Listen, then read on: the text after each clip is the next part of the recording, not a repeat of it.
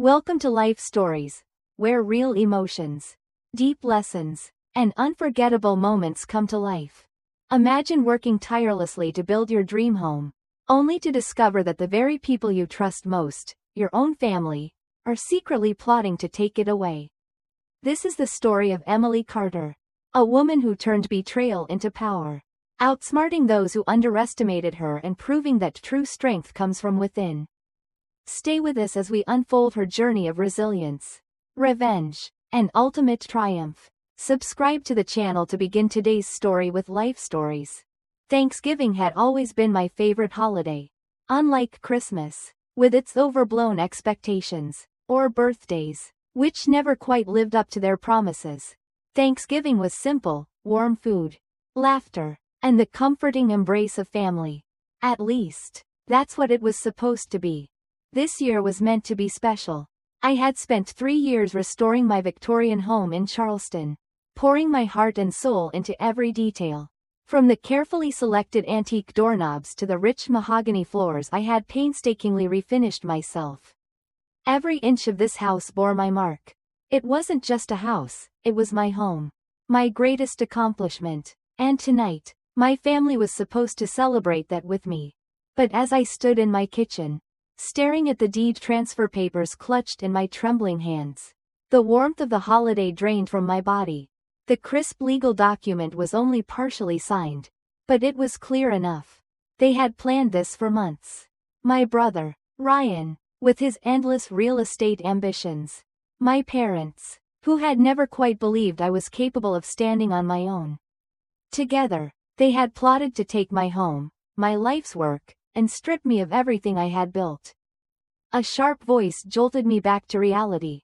"Emily, honey, where are those serving platters you promised?" My mother's voice rang out from the dining room, filled with its usual casual authority, as if the world simply adjusted to her desires. I swallowed the lump in my throat, my fingers trembling as I shoved the papers back into the drawer. My heartbeat pounded in my ears, but I forced my voice to sound light. Unbothered. "Coming, Mom." I grabbed the antique serving platters, one of the few indulgences I had allowed myself over the years. Collected piece by piece from dusty little antique shops, each one holding a story of its own. Another one of my passions my family had dismissed as frivolous. As I stepped into the dining room, the aroma of roasting turkey, buttered rolls, and cinnamon-spiced yams filled the air, mingling with the low hum of conversation. My home, looked stunning. The light from the crystal chandelier casting soft, golden glows against the cream-colored walls. Ryan was already there, standing beside my father, running his fingers over the intricate crown molding I had installed just last month. His expression was unreadable, but his words cut through the fragile warmth of the evening. "This place still needs work," he mused, not bothering to hide his usual air of condescension. I bit my tongue, resisting the urge to remind him that I had done the work myself. Often late into the night. Scraping, painting, hammering, alone. "You should have hired professionals," he added, flicking away an invisible speck of dust from the woodwork. I had heard this before, 100 times. The professionals quoted me triple what I spent doing it myself. I replied evenly, setting down the platters with perhaps a little more force than necessary. Ryan smirked. "That's because they know what they're doing." My father, still glued to his phone, chimed in without even glancing up. "Speaking of which, Ryan just closed another $1 million deal this morning." I managed to form my lips into something resembling a smile. "That's wonderful," I said, but there was a familiar ache in my chest. A feeling I had carried with me since childhood. The weight of never quite being enough. Across the room, my Aunt Margaret, the only one in the family who truly saw me, met my gaze with a knowing look. A small, sad smile. She understood. Then my mother's voice broke through the moment, bright and decisive as always. "Emily, sweetheart, why don't you let Ryan carve the turkey? He has such steady hands." My stomach clenched. It was my house, my dinner, my Thanksgiving, and yet, somehow, it was always Ryan. "No," I said before I could stop myself. I'll carve my own turkey. A heavy silence settled over the room. My father finally looked up from his phone, raising a skeptical brow. No need to get defensive, he said in that patronizing way of his. We're just trying to help. I forced a smile, even as my grip tightened around the knife. Of course, I murmured, turning back toward the kitchen, where I could at least breathe. As I stirred the gravy, I heard them whispering in the next room. Papers are ready, for her own good. Ryan knows best. The wooden spoon in my hand tightened as the pieces fell into place. It wasn't just a vague idea of taking my home. They had already set the wheels in motion. I felt my breath catch. This wasn't just overstepping. This was theft. And they weren't even trying to hide it anymore. I barely noticed Aunt Margaret slipping into the kitchen beside me until she gently placed a hand on my arm. Emily, she said softly, you look like you've seen a ghost. I turned to her, heart pounding. I had always trusted her. But this was too much to say aloud. I found something, I whispered, darting a glance toward the dining room. In the drawer. She nodded once, understanding flashing in her eyes. What are they trying to do? Before I could answer, my mother's voice rang out again, as breezy as ever. Dinner's getting cold. Emily, stop fussing with the gravy. I swallowed hard, plastering a smile onto my face as I lifted the serving dish. As I walked back into that dining room, my family laughing, sipping wine, pretending everything was normal, I watched them with new eyes. Every compliment about my cooking was laced with a subtle dig. Every mention of my home carried a quiet undercurrent of criticism. And Ryan sat at the head of my table, smirking, already assuming his place. You know, he mused, swirling his wine, this place has so much potential. The market's hot right now. A few professional upgrades, the right management. He trailed off meaningfully. I stood abruptly, my chair scraping against the floor. Anyone want coffee? I asked, forcing cheerfulness into my voice. I just got a new French press.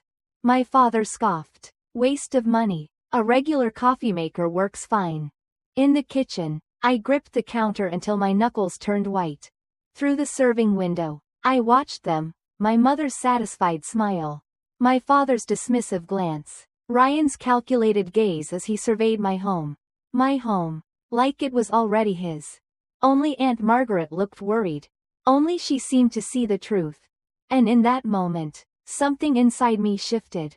They thought I was naive, incapable, someone to be managed. They had no idea what I was capable of.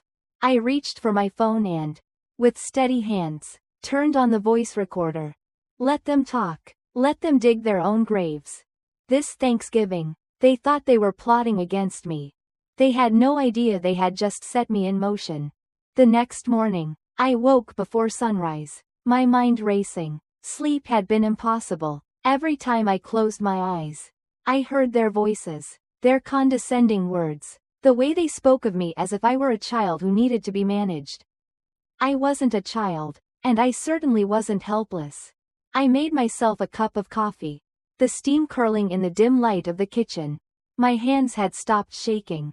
Last night, I had been blindsided, betrayed. But today, I had clarity. Ryan and my parents thought I was naive. They thought I would roll over and let them take what was mine. They had no idea that I had been preparing for this moment for months, long before I even knew their scheme existed. I grabbed my laptop from the counter and opened my files. There, neatly arranged, were the blueprints, financial projections, and legal permits for a project that had quietly been taking shape under my name. The Charleston Historic District Restoration Project. Ryan had always underestimated me. He had spent years bulldozing through real estate deals, believing brute force and arrogance were enough to make him successful. But real estate wasn't just about money, it was about vision, connection, trust, and that was where I had the upper hand. Over the past year, I had been quietly purchasing properties in the historic district. A bookstore on the corner, a small boutique space, a vacant cafe with the perfect southern charm. I had sat in city meetings, introduced myself to preservationists, gained the trust of local investors, People who believed in restoring the city's past rather than tearing it down. And now, it was all coming together. I pulled out my phone and sent a message to David Lawson, my real estate mentor. Meeting today? It's urgent. His reply came within seconds. Come by the office at 10. I closed my laptop and looked around my kitchen, my gaze landing on the drawer where I had hidden the deed transfer papers. They had come into my house last night believing they were weeks away from taking everything from me. But they had no idea. They weren't the ones in control. I was. By the time I arrived at David's office, my plan was fully formed. His office, with its floor-to-ceiling windows overlooking the Charleston skyline, was a space built for power and influence. As I stepped inside, he looked up from his desk, his eyes sharp with curiosity.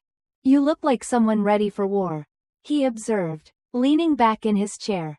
I sat down, sliding my laptop across the desk. Press play, I said, as my family's voices filled the room. David's expression darkened when the last recording played. He shook his head in disbelief. They weren't just trying to take your house, he said finally. They were trying to steal your entire financial future. I nodded, pulling out the deed transfer papers. They think they've already won, I said, my voice steady. They have no idea I've already beaten them. David was silent for a long moment, tapping his fingers against his desk as he processed what he had just heard. Then, slowly, a smirk tugged at the corner of his mouth. I have to hand it to them, he said dryly. Your family really thought they had you cornered. I leaned back in my chair, my arms crossed. They underestimated me, like they always do. David nodded, scrolling through the files I had compiled. Your historic district project is airtight. You have the permits, the investors, and the city's support. This isn't just a business venture, Emily. This is a checkmate. And it was. My family had been planning to ambush me at the upcoming family dinner, bringing their lawyer to finalize the transfer of my house. But now, I would be the one delivering the surprise. I opened my phone and typed a message to Aunt Margaret. Are you coming to the family dinner next week? She replied almost immediately. Of course. Are you okay? I hesitated for only a moment before sending. I need your help with something. Her response was instant. Name it. The evening of the family dinner. I dressed with purpose. I chose a sleek, tailored navy blue dress, the kind of thing a businesswoman would wear, not the soft, quiet Emily they thought they knew. I pulled my hair back into a polished bun and slipped my tablet into my bag, fully prepared to unveil the truth. By the time I arrived at my parents' house, the tension in the air was thick. My mother greeted me at the door, her eyes flickering over my outfit, as if surprised by how put together I looked. Emily, darling, you look so professional, she said with forced warmth. I smiled. Thanks, Mom. You did tell me to dress nicely. I stepped inside, and there was Ryan, already seated at the head of the table as if he owned the place. Beside him sat Marcus, the lawyer, a sleek black folder sitting in front of him, the deed transfer papers I had already seen. My father cleared his throat. Before we eat, we have some business to discuss. Ryan leaned forward, flashing a practiced, confident grin. Emily, we've been thinking a lot about your future, he said smoothly. This house, it's a great property. But managing a historic home is a huge responsibility. It's just not the kind of thing someone in your position should be handling alone. I tilted my head. What position is that, exactly? My mother sighed, placing a gentle hand over mine. Sweetheart, we're just concerned. A single woman, all alone in that big house. I smiled. They had no idea I was already 5 steps ahead. Well, since we're talking about the future, I said, pulling out my tablet and turning on the projector. I have something to share, too. The screen flickered to life. And just like that, I turned the ambush into my own battlefield. A hush fell over the dining room as my project plans filled the screen. Ryan's smirk vanished in an instant, replaced by something close to panic. My parents exchanged nervous glances, their confidence faltering. What is this? my father asked, his voice unusually hesitant. I clasped my hands together, calm and composed. This, I said, is the Charleston Historic District Restoration Project, a fully funded, city-approved development that will preserve and revitalize the area. I let the weight of my words sink in. A project that I own. Ryan pushed back his chair, shaking his head. That's impossible. There's no way. Oh, but there is. I clicked to the next slide, revealing my legal permits, financial backers, and signed investor agreements. While you were scheming to take my home, I was busy building my own real estate empire. Aunt Margaret let out a soft laugh, shaking her head in admiration. Brilliant. My mother pressed a hand to her chest. Emily, we only wanted what's best for you. No, Mom, I cut in, my voice unwavering. You wanted what was best for Ryan. You never thought I was capable of standing on my own. I let my gaze linger on each of them. Well, now you know. Ryan's face was ashen. He knew he had lost. I leaned forward, my voice smooth and final. And just so we're clear, this house is mine. My future is mine. And from now on, my life is mine. The battle was over, and I had won. Subscribe to the channel to follow more powerful life stories.